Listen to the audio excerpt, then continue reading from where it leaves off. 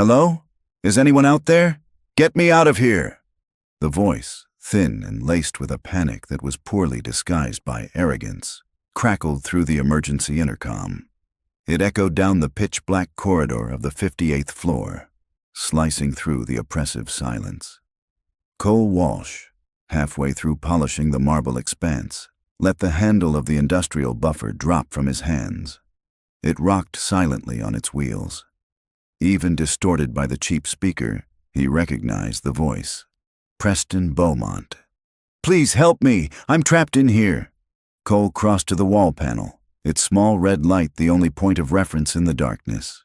He pressed the talk button, his movements sure and steady. He knew this floor better than his own apartment. "This is Cole Walsh with facilities, Mr. Beaumont. Where are you?" "Where do you think I am, you imbecile? I'm on the top floor, in the vault." The voice was sharp, grating. "The power's out. The door is sealed. The override isn't responding. Do you have any idea who I am? Get me out." Cole let out a slow breath. A city-wide blackout. He'd felt the building's life support systems die just moments before. The hum of the air conditioners. The whisper of 1,000 computers. The faint thrum of the elevators. All gone. His first thought, a sharp pang of worry, was for his daughter Mia. He hoped the blackout hadn't scared her. Then the second thought, the one that paid the bills, took over. "The primary and secondary generators must have failed to engage, sir. The entire grid is likely down." "I don't care about the grid. I care about this door!" Preston shrieked. "Are you coming to get me, or are you just going to stand there narrating the apocalypse?" The line clicked dead. Cole stood in the dark for a moment, the silence rushing back in. The Founder's Vault. Of course. Orrin Beaumont's final, perfect creation, a shrine to himself on the 60th floor that his son, Preston, used for dramatic conference calls and storing vintage scotch. It was encased in a security system so advanced it was rumored to be able to withstand a bomb blast. And now it's a very expensive panic room, Cole muttered to himself.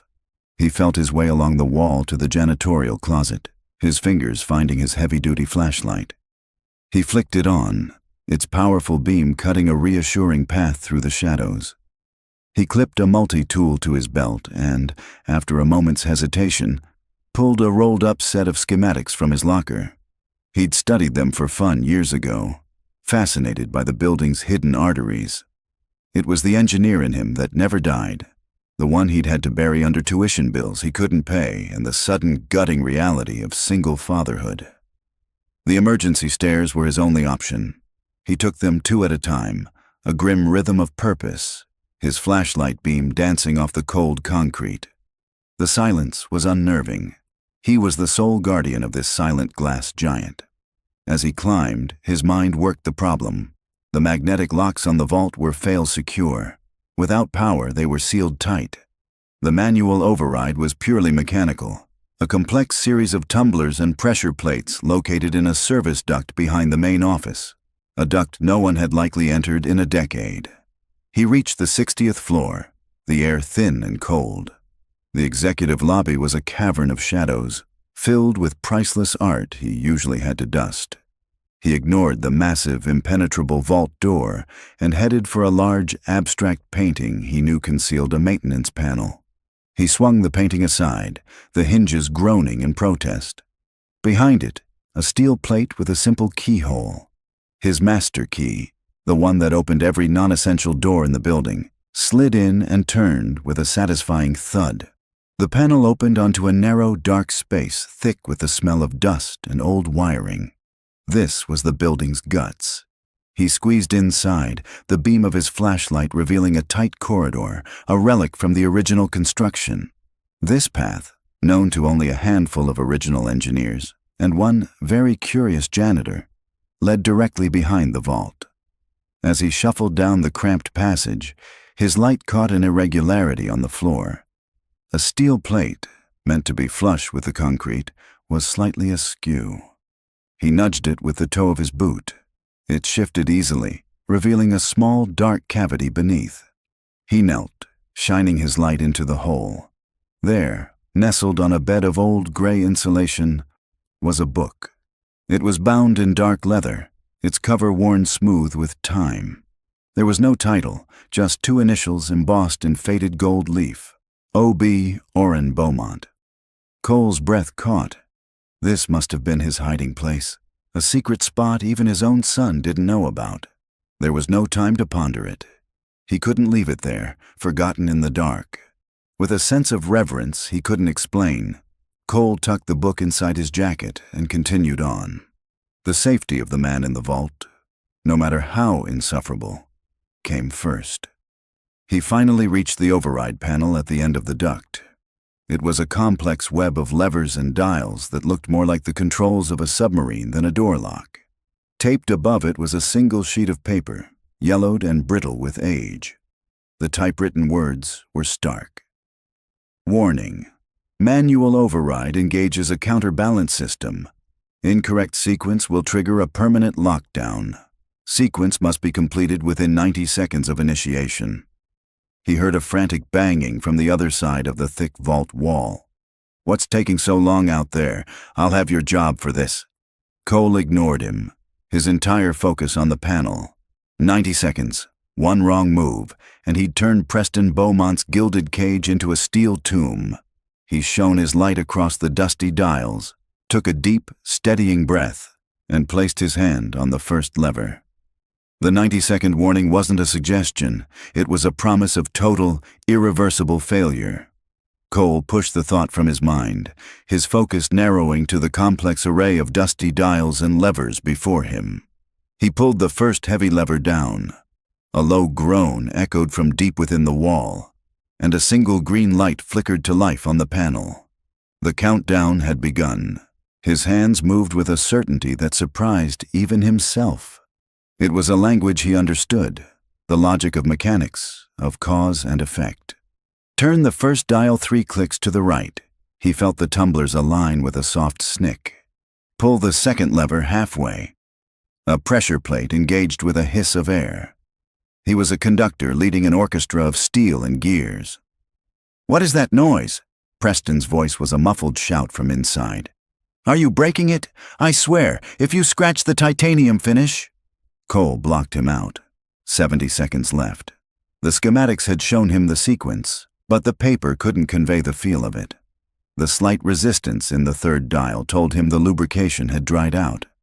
He compensated, applying steady, even pressure until it clicked into place. A second green light joined the first. 60 seconds. His heart hammered against his ribs, a frantic drumbeat against the methodical work of his hands. He had to move faster.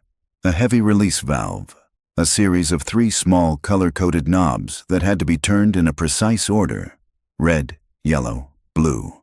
His fingers, usually calloused from pushing a mop, were nimble and sure. Red, a quarter turn. Yellow, a half. Blue, a full turn back. The wall vibrated. "It's shaking in here. What are you doing?" 30 seconds. Only the final sequence remained. 2 large interlocking wheels that had to be turned in opposite directions, simultaneously. He gripped them, his palms sweating.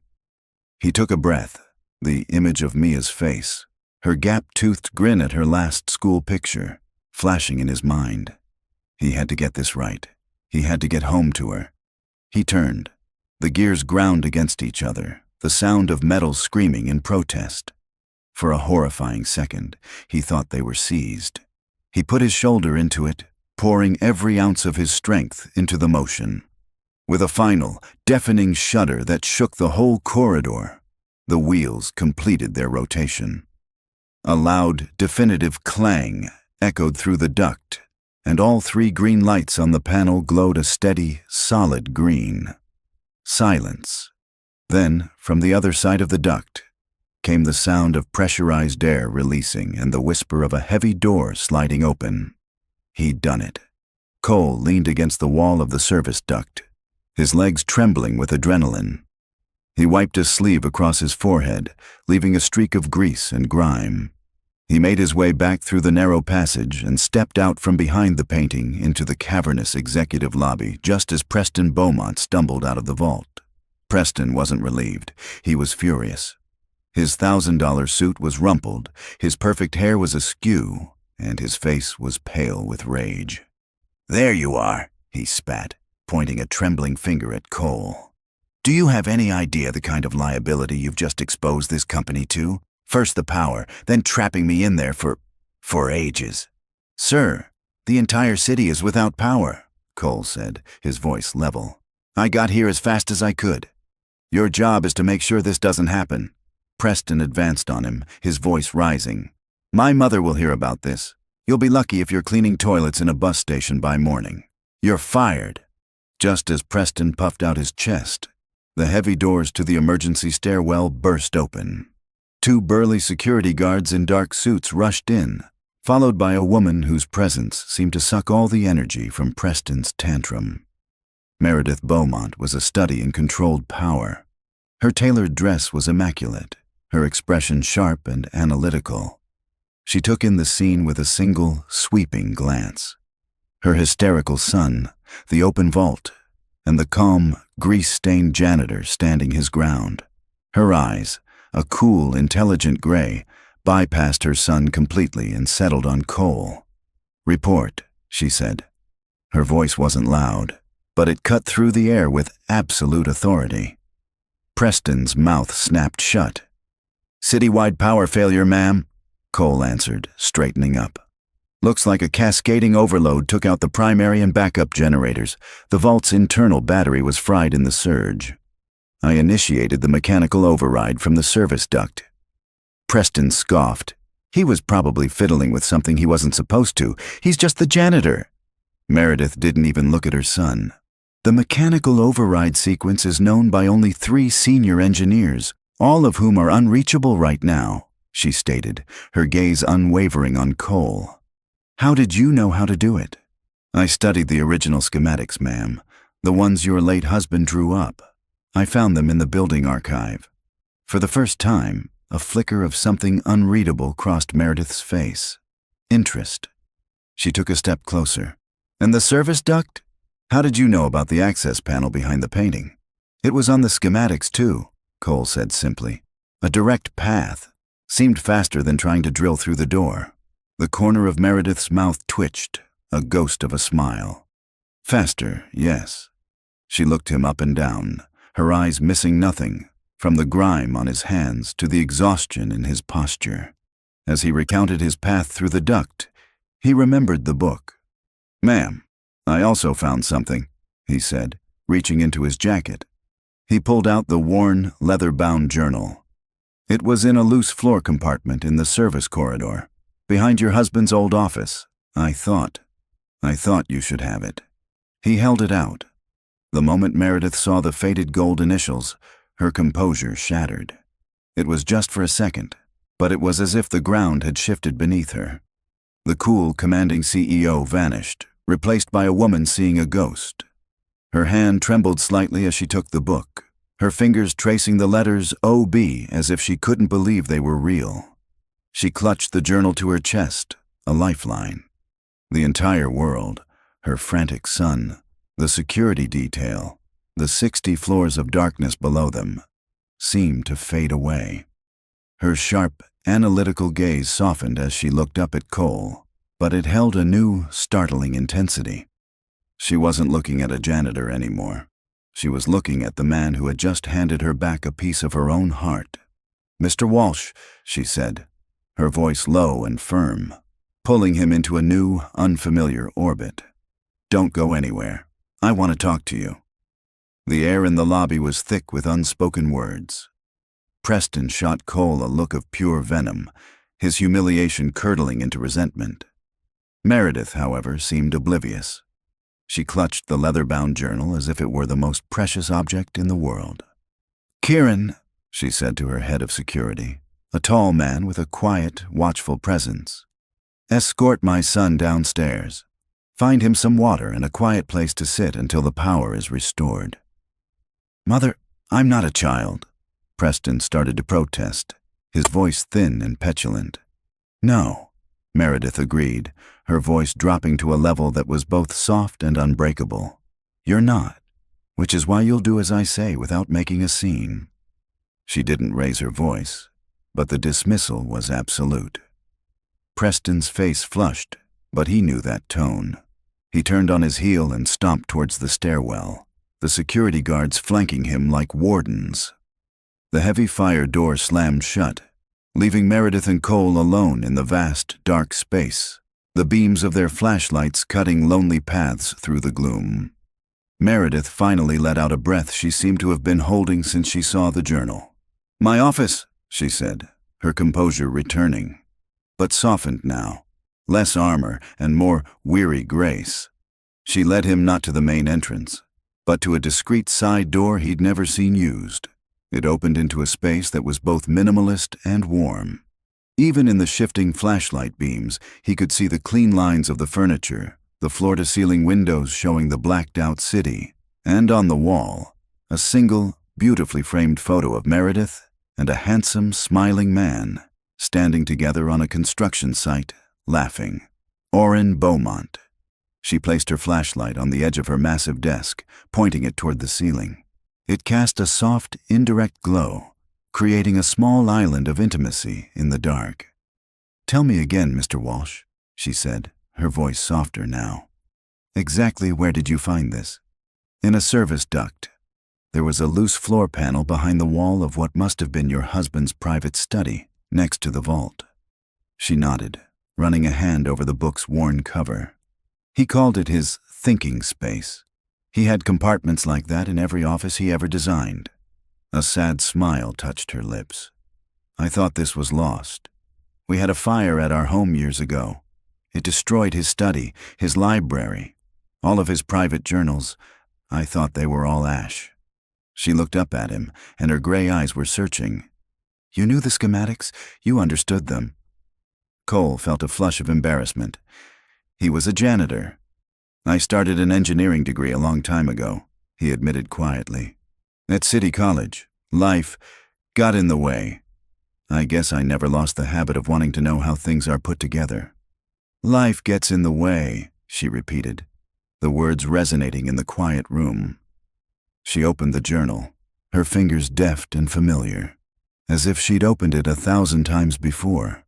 She stopped on a page filled with elegant, dense handwriting and a detailed, beautiful sketch of what looked like a self-sustaining community.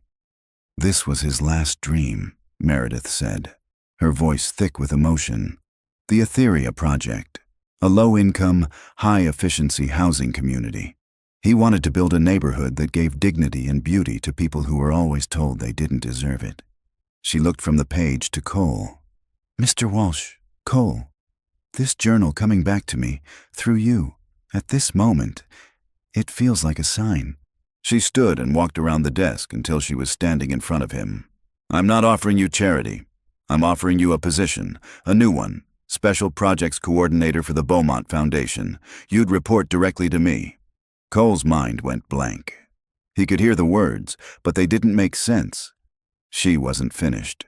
"The foundation will also provide a full scholarship for you to complete your engineering degree at any university you choose." He stared at her, speechless.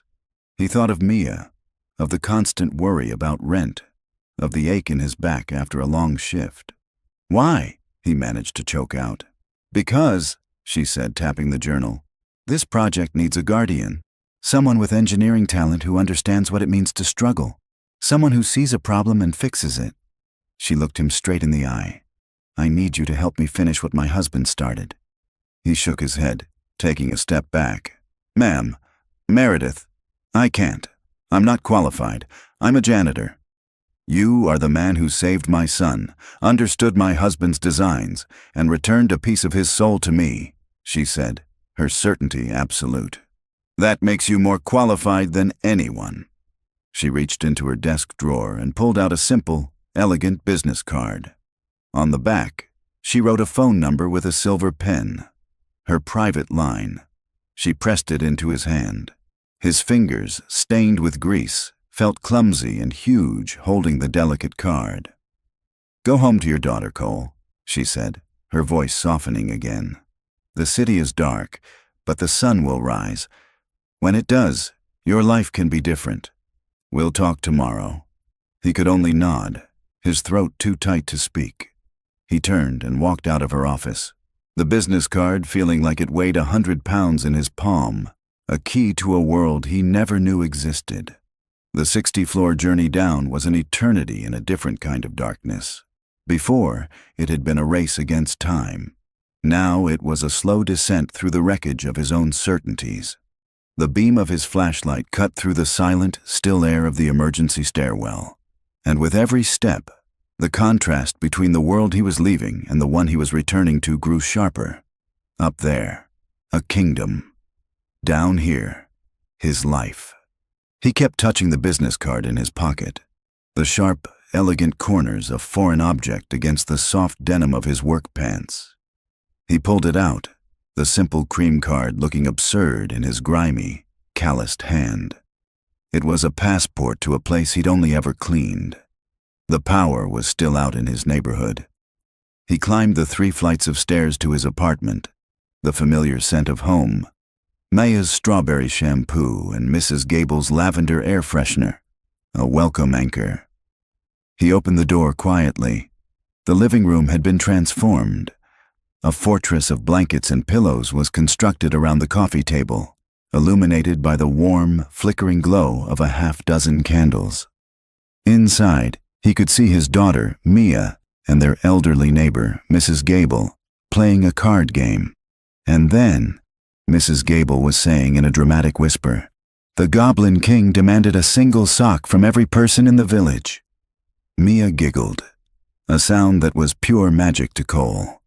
She hadn't been scared. She'd made it an adventure, a wave of love, so fierce it almost buckled his knees, washed over him. This was why. This little girl was the reason for every long shift, every aching muscle, every swallowed dream. "Dad!" Mia spotted him in the doorway and scrambled out of the fort, throwing her arms around his legs. "The lights went out. It was so cool." After he'd paid Mrs. Gable and tucked a sleepy Mia into bed, he sank into his worn armchair. He placed Meredith's business card on the small table beside him. Then, he carefully took out the leather journal she'd let him bring home. She'd said, "I want you to see the vision, not just the blueprints." The doubt came creeping back, cold and familiar. He picked up the journal. He needed to understand. He opened the book, its old pages whispering as they turned. It wasn't just schematics. It was filled with sketches, philosophical musings, and deeply personal observations. Cole's fingers stopped on a page detailing the plans for a community park at the center of the Etheria project. In the margin, in Oren's elegant script, was a note. A child's world must be bigger than the 4 walls of their apartment. We don't just owe them shelter, we owe them a horizon. A horizon. The word hit Cole like a physical blow. He thought of Mia, growing up in this tiny apartment. He was giving her shelter. Yes, but a horizon. He saw it then. He understood Oren's vision because he was living the exact problem Oren had dedicated his final years to solving. As the first, pale light of dawn filtered through the window, a flicker from the lamp on the end table made him jump. A second flicker, and then a steady, warm glow filled the room. The power was back. Cole picked up his phone. It was just after 6 a.m. Too early, but he couldn't wait. He dialed the number Meredith had written on the card. She answered on the first ring. "Meredith Beaumont." "Miss Beaumont, it's Cole Walsh," he said. "I accept. Your offer, all of it." "Good," she said, a hint of a smile in her voice. "Be at my office at 9 a.m. My assistant, Clara, will meet you in the lobby. Your work begins today." At breakfast, he told Mia. He explained the new job, the chance to be a real engineer. Her eyes went wide, and then a brilliant smile spread across her face. "For real, Dad? You're going to be a builder?" Her pure joy washed away the last of his fear. Walking into the Beaumont Tower lobby at 8:55 a.m. was like stepping onto another planet. He wore his only suit, feeling stiff and foreign. Clara, Meredith's assistant, met him with a warm smile and escorted him to the high-speed elevators. On the 60th floor, Meredith handed him a new security pass and a tablet. "This has everything we have on the Etheria project," she said. "Start with the board's original rejection. I want you to know what we're up against." She led him to a clean, modern office with a breathtaking view of the city. On the desk was a framed photo of the community sketch from Oren's journal. He was still trying to absorb the reality of it when a cold voice cut through his reverie. "You have got to be kidding me." Preston Beaumont stood in the doorway, his face a mask of disbelief and contempt. "My mother actually gave you an office? On this floor?" Cole turned to face him, his hands clenching at his sides. "What exactly are you supposed to be doing here?" Preston sneered. "Polishing the furniture with a higher-grade wax?" "Your mother gave me a job to do," Cole said, his voice quiet but steady. "A job?" Preston laughed, a short, ugly sound. "She feels sorry for you. Don't get comfortable. You're a charity case, janitor. You'll be gone in a month." Just then, Meredith appeared in the doorway behind her son. "Is there a problem, Preston?" "I just want to know what he's doing here." "Cole is here because he has a perspective this company desperately needs," Meredith said, her voice like ice. "A perspective you would do well to try and understand. Now, if you're finished harassing my new project coordinator, I suggest you go prepare for your marketing meeting." Preston's face tightened, but he left without another word. Meredith turned to Cole. She gestured to the tablet in his hands. "I want you to start with the zoning denials and the feasibility reports from the first attempt. I want to know every single roadblock they put in Oren's way." She walked to the window, looking out at the city below. "They thought his dream was a weakness. We're going to prove it was his greatest strength." She turned back to him, her eyes blazing with a fire he was just beginning to understand. "We're going to dismantle their objections, Cole, one by one." The next few days blurred into a marathon of caffeine and concentration. Cole's world shrank to the dimensions of the glowing tablet in front of him. He'd arrive before the sun came up and often leave long after the cleaning crews, his former colleagues, had finished their rounds. He learned the secret language of corporate finance, a dialect of shell corporations and opaque transactions designed to hide money in plain sight. He was a ghost, haunting the 60th floor. A man with a mission.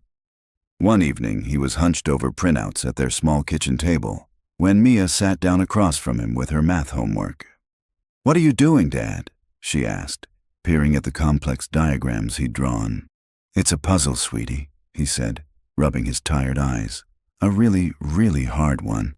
I'm trying to find something that someone tried to hide a long time ago. Like treasure." Her eyes lit up. He managed to smile. "Sort of. The treasure is the truth." By the end of the week, he'd found the first loose thread. The official reason for the project's cancellation was insurmountable zoning restrictions and significant community opposition. He started digging. The Community Opposition Group was an organization called Citizens for a Better Parkside. He cross-referenced the name with city records. They had incorporated exactly 1 week before the Etheria project was publicly announced and had dissolved the day after it was officially canceled. They'd run a sophisticated media campaign with full-page ads in the city paper. Who pays for that? Then he found the geological report. It was the linchpin of the zoning denial. A respected firm had concluded the land had unstable bedrock, making Oren's design untenable and dangerous. It seemed definitive. But something about the report's language was off. It was vague, short on specific data points. It felt like a conclusion in search of evidence. His heart started pounding again, but this time it wasn't from fear. It was the thrill of the hunt. He stood up and walked to Meredith's office. She was in a meeting but saw him in the doorway and excused herself, showing him he had her full attention. He laid out what he'd found, his voice gaining confidence as he spoke. "The Community Opposition Group feels manufactured, and the geological report that killed the project, it's thin. It feels like they were told what to find." Meredith listened, her expression grim. When he finished, she nodded slowly. "I knew it," she whispered. "Oren was certain someone was sabotaging him from inside the board. He said it felt like every door he tried to open was being locked just before he got there. She looked at a name on Cole's timeline, a name that appeared in several of the key meetings. Lyndon Hayes. "Who's that?" Cole asked. "My father-in-law's old rival," Meredith explained, her voice hardening. "He was on the board back then. A ruthless developer who believed a skyline was only good for showcasing wealth. He wanted that parkside land for a block of luxury condominiums. He lost the vote to Orrin, and he never forgave him for it." Suddenly, it all clicked into place. This wasn't just corporate disagreement. It was a targeted assassination of a dream. Armed with a name, Cole dove into the company's digital financial archives, looking for a link between Hayes and Citizens for a Better Parkside, or the geology firm. But the trail went cold almost immediately. The records were a labyrinth of firewalls and offshore accounts. When he tried to access the deeper server files for the geological report, a new message appeared. "File corrupted. Access denied." He felt a chill run down his spine. This wasn't an old forgotten crime. Someone had been here recently. Someone was still actively covering their tracks. He went back to Meredith, the frustration heavy in his voice. "It's a dead end. Someone scrubbed the servers. Anything connecting Hayes to the project is gone." She listened, her expression thoughtful. "Lyndon is an expert at hiding things in the digital world. He trusts lawyers and code to protect him." She looked at Cole, a new idea sparking in her eyes. But Orrin was different. He trusted paper and ink more than pixels. He believed that the truth, real truth, had weight. You could hold it in your hands. The words sparked a memory from his old life, the physical archive. A dusty, forgotten room in the sub-basement that everyone assumed just held old blueprints. No one in the digital age would ever think to search there. No one would think to scrub physical records. A slow smile spread across Cole's face. "Look where no one else would bother to," he said, echoing her earlier sentiment. "Exactly," she said. "Go get your hands dusty, Cole." He took the service elevator down, the familiar rumble, a comfort. He was leaving the sleek, sterile world of the 60th floor and descending into the building's guts, the place where secrets were kept. He was a janitor again, but this time, he wasn't there to clean up a mess. He was there to find one. The sub-basement archive was exactly as he remembered it, a cavern of concrete and steel shelves, smelling of old paper and decay. He switched on the bare overhead bulbs, their weak light illuminating rows upon rows of cardboard boxes and document binders, a library of forgotten deals and obsolete designs. It was the building's memory, and it was a place no one in the sleek, digital world 60 floors above ever visited. He started with the section labeled External Contractors, GH. For hours, he worked his way through dusty, brittle files, the silence of the basement broken only by the rustle of paper. His back ached, and dust clung to his clothes and hair. This was familiar territory, the kind of thankless physical work he was used to. But this time, it was different. He wasn't cleaning up someone else's mess. He was digging for a foundation. He was beginning to think it was another dead end when his fingers brushed against a binder that was out of place. It was labeled Geotechnical Surveys, Parkside Division, but it had been shoved into a box marked HVAC Maintenance, Sector 4. It was a simple, careless error, the kind of thing an intern would do, thinking no one would ever look for it again. They were almost right. His heart began to pound a slow, heavy rhythm. He pulled the binder out and blew a decade of dust off the cover. He carried it over to a small, rickety table under one of the bare bulbs and opened it. Inside were the raw, handwritten field notes from the original survey. Page after page of soil density measurements, seismic readings, and core sample analyses. And right there, on the final page, was a summary, scrawled in a hasty script. Bedrock stable. No structural impediments found. Site is green for proposed construction. The opposite of the official report. A cold fury mixed with triumph washed over him. He flipped through the rest of the folder. A folded, yellowing piece of paper, thin as a leaf, fell out from between 2 pages of data. A carbon copy of an internal memo. 2. Dr. Alastair Grant, senior partner from R. Kennedy, junior geologist. Subject, grave concerns, Etheria project report. Alastair, I cannot in good conscience sign off on the final summary report for the Beaumont job. Our field data shows the parkside land is unequivocally stable. The conclusion you have ordered me to co-author is a gross misrepresentation of our findings and constitutes professional misconduct. I understand the pressure from the priority client, but this is a step too far. I am lodging my official objection. It was the smoking gun, the voice of a good man trying to do the right thing. But there was more. Tucked inside the folded memo, as if for safekeeping, was one more document. An invoice, on the letterhead of a generic holding company Cole now recognized from his research as one of Lyndon Hayes's shells.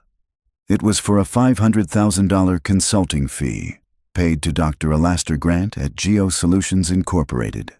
The date on the invoice was 1 day after the falsified report was submitted to the Beaumont board. Cole sank onto a dusty wooden stool, the faded documents trembling in his hands. This was it, the truth, the treasure. It wasn't just a puzzle piece. It was a weapon, a story of greed and betrayal, told on 3 pieces of paper. The cold, calculated sabotage of a dream, the casual destruction of a good man's reputation, all for a piece of land and a luxury condominium. He stood there in the dusty silence of the archive room, the binder in his hand. He was no longer Cole Walsh, janitor, or even Cole Walsh, project coordinator. In the dim light of that forgotten basement, he had become something else entirely. He was the guardian of Orrin Beaumont's legacy, and he was holding the key to its resurrection. He turned, leaving the darkness of the archive behind, and walked towards the service elevator. He was no longer just an investigator following a trail. He was now the keeper of a truth that could destroy one of the most powerful men in the city. He had descended with a hunch. He was ascending with a conviction and a responsibility that would change everything. The elevator doors slid shut, sealing him in for the long ride back to the 60th floor. The elevator doors opened onto the silent, polished world of the 60th floor. Cole walked through the empty reception area, the dusty binder clutched in his hand like a shield. The contrast was dizzying. Minutes ago, he was in the building's forgotten bowels, and now he was at its nerve center. Meredith's office door was ajar, a slice of warm light cutting into the hallway. She was inside, pacing by the window, a silhouette against the glittering city lights. She stopped when she saw him, her eyes immediately locking onto the binder. She knew. "You found it," she said. It wasn't a question. He walked to her desk and laid the 3 pieces of paper out on the polished surface. The raw data showing stable ground, the desperate memo from the junior geologist, and the damning invoice.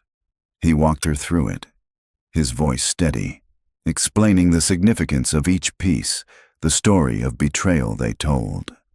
She listened in absolute silence, her professional composure slowly giving way to a cold, focused fury. She picked up the junior geologist's memo, her fingers tracing the faded type. This was the proof she'd needed for 6 years, the tangible evidence of the treachery that had broken her husband's spirit. "So this is how they did it," she said, her voice barely a whisper. "This is how they broke his heart." Then she straightened up, the strategist taking over, her grief hardening into resolve. "This changes everything. We are no longer on the defensive, trying to prove Orrin was right. We are now on the offensive, proving he was deliberately and maliciously wronged." She began to pace in front of the fireplace. "We can't just use these documents. Hayes would claim they're forgeries, tie us up in litigation for years." Her eyes narrowed as she looked back at the memo. "The key is the witness, R. Kennedy, the junior geologist. If he's alive, if he'll talk, he's the one thing Hayes can't spin." She stopped pacing and turned to Cole, a new, dangerous light in her eyes. She was giving him his next mission, one that was a world away from buffing floors or even coordinating projects. "I need you to find him," she said, her voice low and urgent. "Find Robert Kennedy. Find out where he is, what he's doing, and if, after all these years, he's still willing to tell the truth." Cole returned to his office, the weight of the new task settling on him.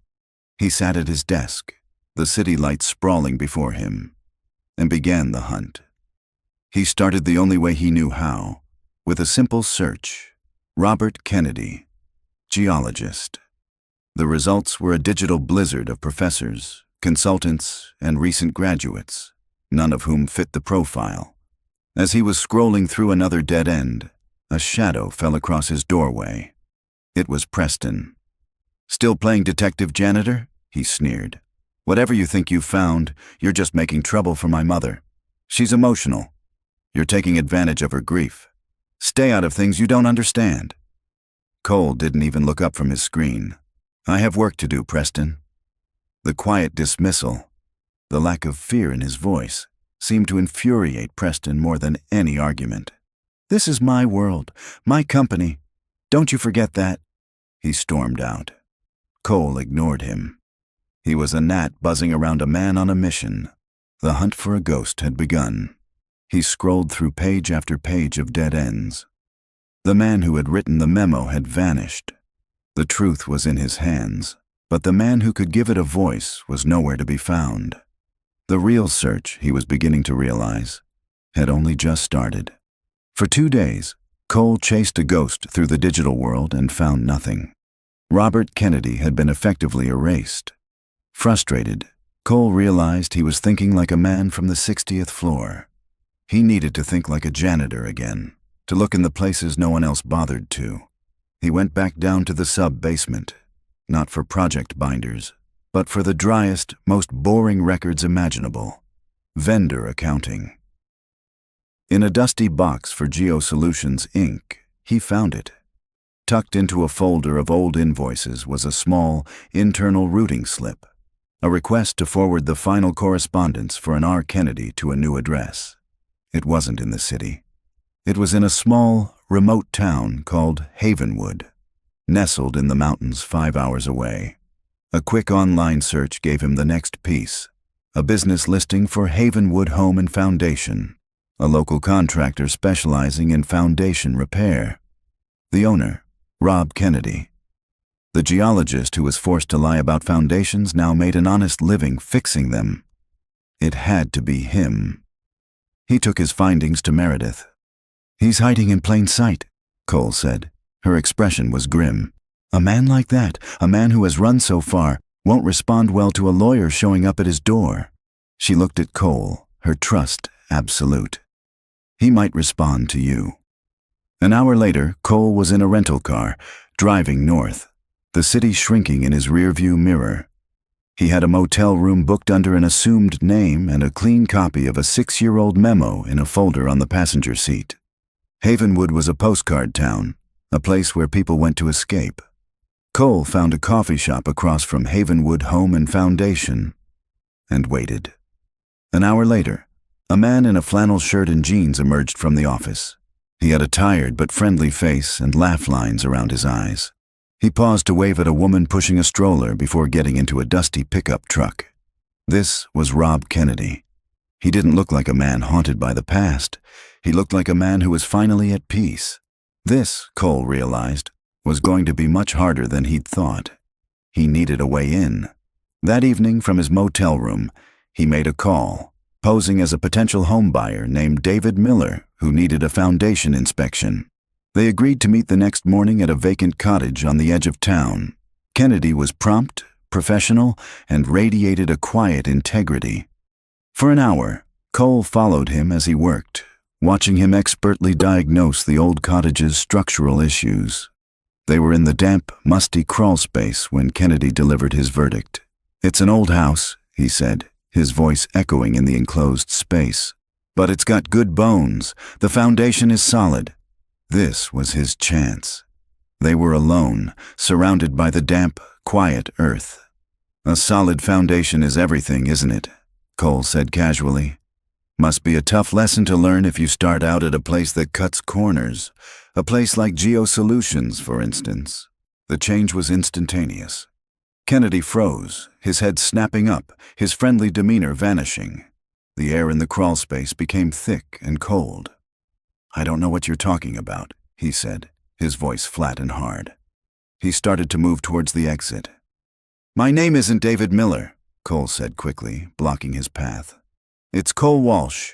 I work for Meredith Beaumont Kennedy, stopped dead." The name he had been running from for 6 years had found him. "You need to leave," he said, his voice a choked whisper. "Right now." "I can't do that," Cole said gently. He reached into his jacket and pulled out the folded copy of the memo. He held it out. "I found this. Your words. They were the truth then, and they're the truth now." Kennedy stared at the paper as if it were a venomous snake. "6 years ago, you tried to stop them." Cole pressed on. "You tried to save Orrin Beaumont's dream. They silenced you. But Meredith knows everything now. She wants to build the Etheria project." "Good for her," Kennedy spat, his fear turning to a bitter anger. "It has nothing to do with me. That part of my life is over." "Is it?" Cole asked. "Orrin's dream was built on a lie. Meredith can't fix it without you.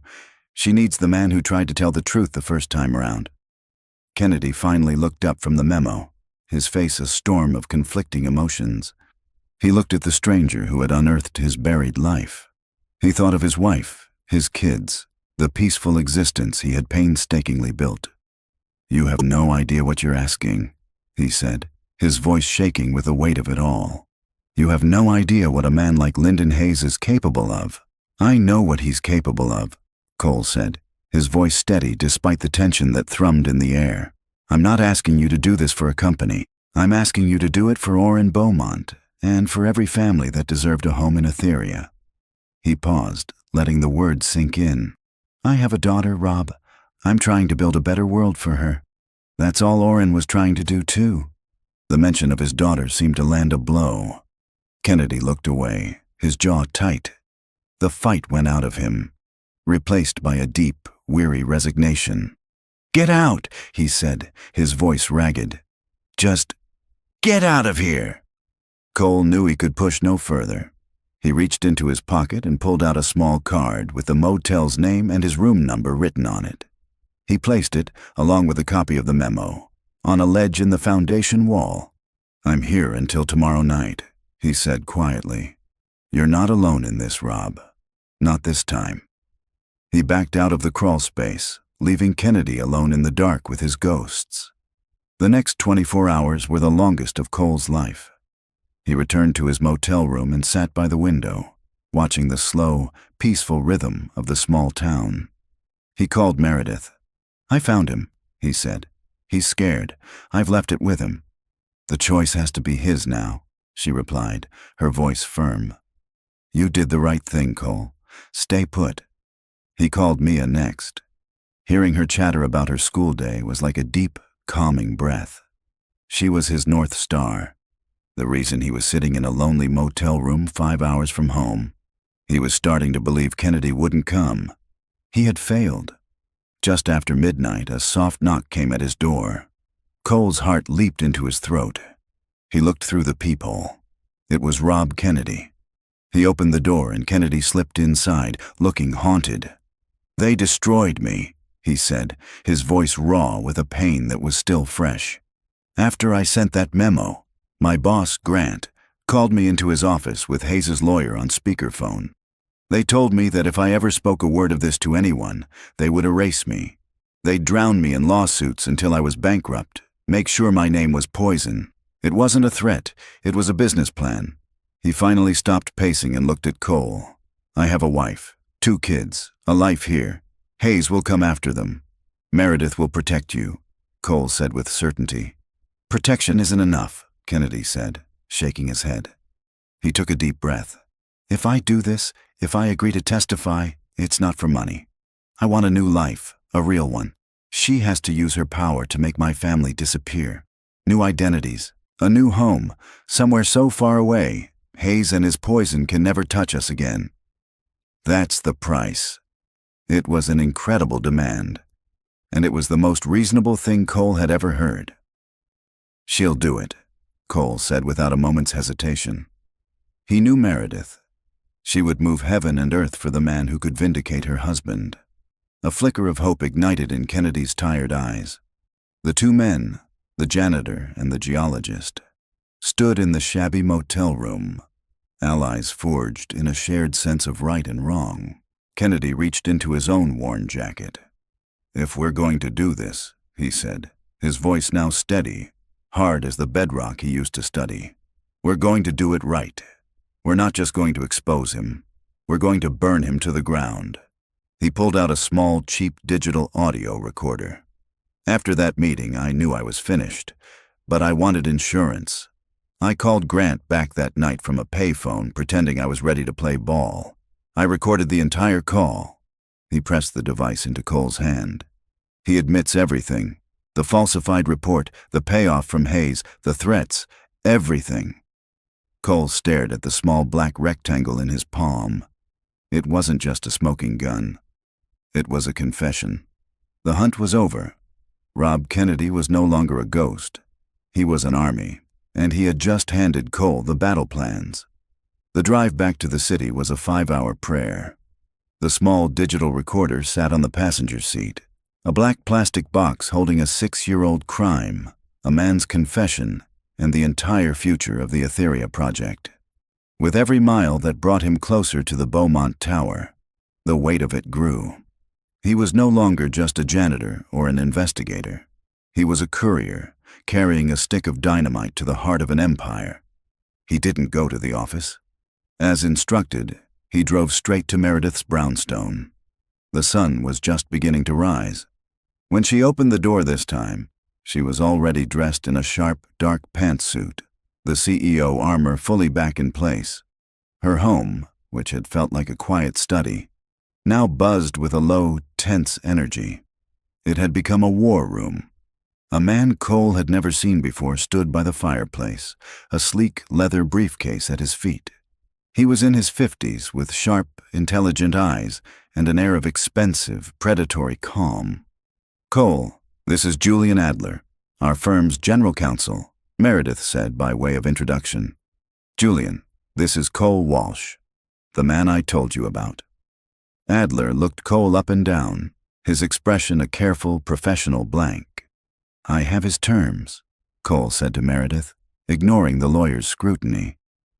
"He'll testify, but he wants full protection for his family, new identities, relocation, a complete extraction from his old life." Meredith nodded. "Done. Julian is already working on it." "He also gave me this," Cole said. He held up the digital recorder. "It's a recorded confession from his old boss, Dr. Grant. It details everything: the falsified report, the payoff from a holding company owned by Lyndon Hayes, the threats to Kennedy's career." Adler's professional calm finally broke. His eyes widened slightly. "Are you serious?" Cole simply placed the recorder on the heavy oak table and pressed play. For the next 10 minutes, the only sound in the elegant, sunlit room was the tinny, disembodied voice of Dr. Alastair Grant, captured 6 years ago. His arrogant, dismissive tones filled the space, a poison seeping into the morning air. He bragged about the payoff. He casually described how they would ruin Kennedy's reputation. He named Lyndon Hayes as the client who had ordered it all. It was a cold, clinical confession of a crime committed with absolute impunity. When it finished, a heavy silence descended. Meredith stood by the window, her knuckles white as she gripped the window frame. Adler sank into a leather armchair, letting out a low whistle. "My God," Adler breathed. He looked at Cole with entirely new eyes. "That's not just a smoking gun. That's a signed, notarized confession delivered by a marching band. It's a kill shot." Meredith turned from the window, her face pale but her eyes blazing with a cold, hard fire. "The question is not what we have, Julian. It's how we use it." "We could take it to the district attorney," Adler began, shifting into legal mode. But Hayes has deep political connections. He could bog it down, claim it was an illegal recording. It could get messy. No, Meredith said firmly. I will not have Kennedy's name dragged through the mud. This will be handled internally. It will be swift, and it will be brutal. She looked at Cole. Cole, you brought us this. You understand the personal cost better than anyone. What do you think? He was taken aback. The powerful CEO and her top lawyer were asking him, the janitor, for his opinion. He thought of Rob Kennedy, a good man forced to live in fear. He thought of Orrin, his dream defiled. I think, he said, his voice steady, that Rob Kennedy put his family's life in our hands. We owe it to him to make sure this is decisive, that Hayes can never touch him again. And we owe it to Orrin to not just punish Hayes, but to finally build the project. Adler nodded, a slow smile spreading across his face. Well said, Mr. Walsh. Then the plan is set, Meredith declared, her voice ringing with command. Julian, you will finalize the arrangements for the Kennedy family's relocation, and you will draw up the legal paperwork for the immediate removal of Lyndon Hayes from the board. Cole, you and I will prepare the presentation, every piece of evidence. She walked to her desk and picked up the phone. I am calling an emergency meeting of the board of directors for Friday morning. Attendance mandatory. She looked at the two of them, her team, her army. The air in the room crackled with purpose. The quiet investigation was over. The war was about to begin. For 6 years, Lyndon Hayes has built his reputation on the ruins of my husband's dream, Meredith said, her voice like steel. This week, we begin the foreclosure. The 2 days leading up to the board meeting were a blur of controlled chaos. Cole and Meredith worked side by side in her study, the war room, building their case. They were a seamless team, his grounded, methodical approach complementing her sharp, strategic mind. They ate takeout over piles of documents and planned the demolition of Lyndon Hayes' legacy, piece by damning piece. Friday morning, Cole put on his suit. It felt different this time. It wasn't a costume he was wearing to try and fit in. It was a uniform. He met Meredith and Julian in the lobby of the Beaumont Tower.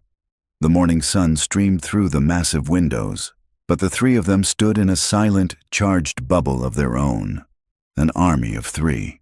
He's here, Julian said quietly, looking at his phone. Hayes just went up. Meredith took a deep, steadying breath and looked at Cole. A silent question passed between them. He gave a single, firm nod. He was ready. Let's go, she said. The elevator doors opened onto the 60th floor. The boardroom was a place of immense power, and today it felt like a courtroom. Lyndon Hayes sat near the head of the table, radiating a confidence that bordered on arrogance. He greeted Meredith with a smooth, disarming smile that didn't reach his eyes. Meredith, my dear, to what do we owe the pleasure of this last-minute drama? We're here to discuss the structural integrity of our foundations, Lyndon. Meredith replied, her voice cool as she took her seat at the head of the table. Once the doors were closed, she began. I've called this meeting because new information has come to light regarding a past project. Information that poses a significant, immediate threat to the integrity of this company. She turned slightly towards Cole. Mr. Walsh, if you would. Every eye in the room swiveled to the former janitor. Cole stood, his heart pounding, and began to speak. He didn't just present facts. He told the story of Orrin's dream. Then, he pivoted. The project was officially denied due to zoning restrictions and community opposition. He put a slide up on the large screen. The opposition was a shell group. The zoning denial was based on a fraudulent geological report. He laid out the evidence. The fake citizens group, the original field data showing the land was stable, the desperate memo from R. Kennedy. The mood in the room shifted from curiosity to shock. Hayes laughed, a dismissive, patronizing sound. Meredith, this is ancient history. You've dragged us all here to listen to the conspiracy theories of your new protégé? The point, Lyndon, Meredith said, her voice dangerously quiet, is corporate sabotage, wire fraud, and conspiracy. The point, she said, her eyes locking onto his, is you. She nodded once to Cole. Cole pressed a button on the tablet. There was a click, and then the sound of a voice filled the silent, stunned boardroom. It was the tinny, arrogant voice of Dr. Alastair Grant, confessing everything. Hayes wanted the land. The payoff was generous. Don't worry, kid, his name is Poison. As the recording played, Cole watched Lyndon Hayes unravel. The mask of charming condescension melted away, revealing the ugly reality beneath. His face went from pale to a blotchy, furious red. When the recording ended, the silence was absolute and damning. Hayes shot to his feet. "This is an outrage, an illegal recording. This janitor has manipulated a grieving widow." "The recording is admissible in a civil suit, Mr. Hayes," Julian Adler said, his voice cutting cleanly through the bluster, "as is the sworn testimony of Mr. Robert Kennedy, who is currently in a protected location. We have the bank records, we have the confession. The company faces catastrophic liability unless it acts decisively, right now." Hayes sank back into his chair, defeated. Meredith stood up, her posture radiating a power that was absolute. "I move for the immediate and permanent removal of Lyndon Hayes from the board of directors." She looked around the long table at the shocked faces. "All in favor?" One by one, the hands went up. It was unanimous. "The motion carries," Meredith announced. "Security will escort you out." Hayes stood, his face a mask of pure hatred. He pointed a trembling finger at Cole. "You," he hissed. "You think you've won? You've just made an enemy you can't possibly comprehend." He stormed from the room. With Hayes gone, Meredith addressed the stunned board. "The first step in restoring this company's integrity is to right the wrong that was done. The Etheria project is officially green-lit, effective immediately." That evening, Cole was home. The silence of his small apartment a stark contrast to the day's explosive events. The doorbell rang. It was Meredith, holding 2 large pizza boxes. "I thought a celebration was in order," she said, a small, almost shy smile on her face. "And I was told there was an A+ spelling test that deserved a reward." Mia's gasp of delight was all the invitation Meredith needed. They ate pizza sitting on the floor of the living room, building a new fort out of sofa cushions. As Mia chattered happily, Meredith turned to Cole. "The board held a second vote after you left," she said softly. "It's official. You're the new director of the Etheria project." She smiled, her eyes filled with a profound trust. "It's your responsibility now, Cole. Oren would have wanted it that way." Mia, having overheard, looked up from her pizza. "Did you solve the puzzle, Dad? Did you find the treasure?" Cole looked at his daughter, her face lit by the warm glow of the lamp.